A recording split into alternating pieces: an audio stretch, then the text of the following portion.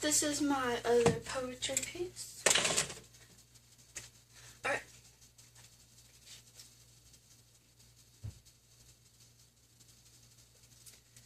The night you were conceived, your mom and dad had sex. Yeah. See, I'm not telling you something you don't already know. I'm not telling you the butterflies taste with their feet. It's fact. Like during World War II, when days apart, 2 German bombs were dropped on the British Museum. The second one passed right through the hole made by the first one, but neither bomb exploded. Just like that magical night with your mom and your dad. It's weird and freakish, but it happened. Life goes on, and many people, they just clearly watch their lives pass them by. But Shane has a different point of view on life. Shut Up and Say Something by Shane Koiskan. See, we don't like to think of our parents having sex. It reminds me of the peanut butter and butter sandwiches my grandmother used to make. It's gross. But within the period of 9 months, cells grew and divided into something beautiful. For all intents and purposes, you were alone in the womb.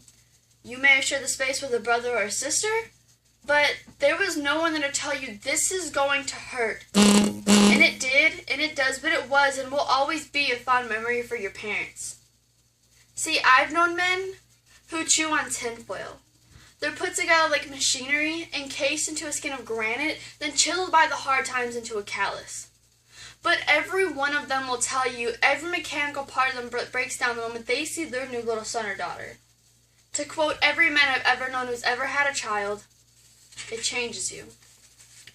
And that makes me sad, knowing that I will never know this change. Having found out at an early age, I can never have children.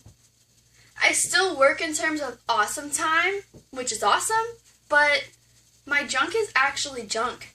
And it forces me to think of my life in a very final way, that I will not continue on after I'm gone.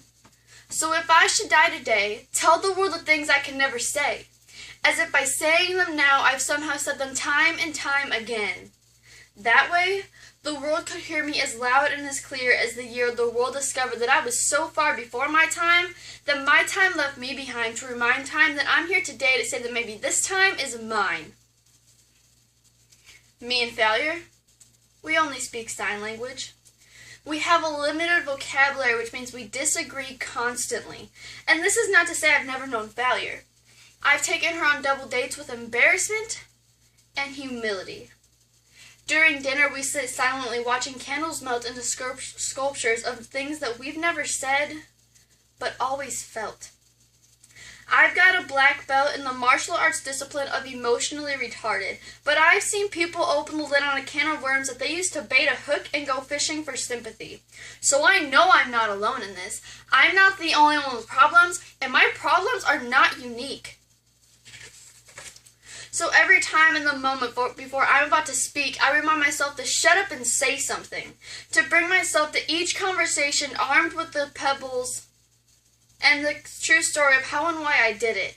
Let people know that if my socks smell like shit, it's because I've been kicking ass all day.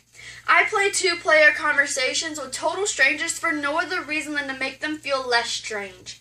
We exchange stories like trading cards and are fine with the fact that we've always been rookies and we've never gone pro. And I'm fine with the fact that I still don't know what I want to be when I grow up, but today, I want to be amazing.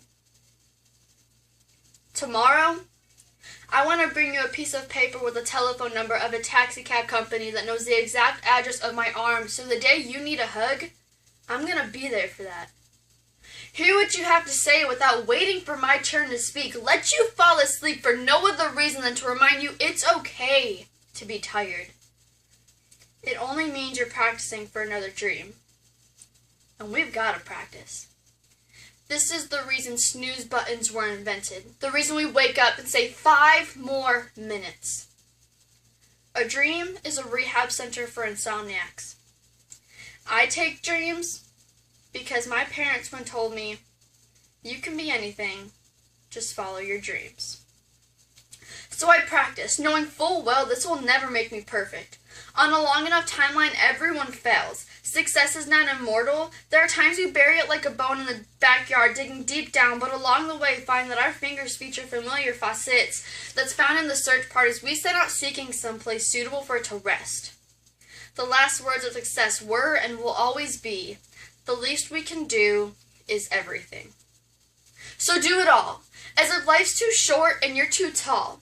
Fall in love as many times as it takes so when the rest of the world wakes up you can say, I got it right this time. Today, I'm living proof that one guy who's never really been into heavy lifting can still raise the roof.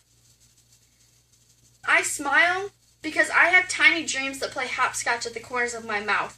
And every time I breathe, they float. Every time I laugh, they fly kites. I've spent late nights in hospitals watching EKG monitors realizing my heart has a skyline.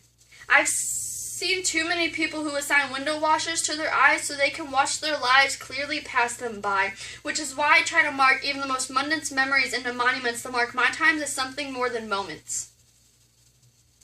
Like November 21st, 1999. Walked into a coffee shop, asked a girl out. She said, I'm busy until the next lunar eclipse. So I left laughing, knowing that only moments before I had just read an article stating that the next lunar eclipse would be on January 21st of 2000. 2 months away to the day. Coincidence? No. It was spooky. But we did end up going out, and I had a great time up until I told her that exact story, and she said, that's crazy. That's the kind of thing that you want to tell your kids. There was no one that'd tell me this is going to hurt. And it did, and it does. It was and will always be a memory that reminds me I can never have kids.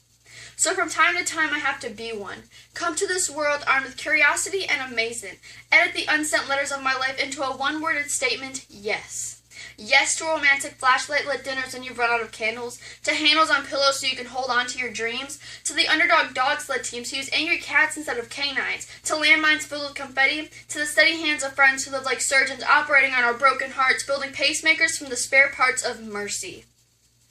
We spend most of our lives figuring out what we don't want. We haunt ourselves with regret because we almost always bet the odds. We play it safe.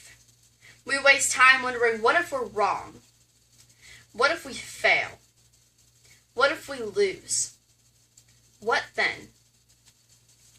Well, then you're a loser. But you're not alone. There's a legend of us who have been shot down. On a long enough timeline, everyone fails.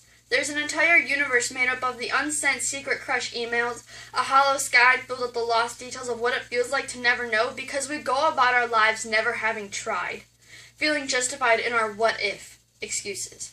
What if he, she, them, they, that, it? What if it didn't? And I ask, what if it did? The kid in me says yes to everything.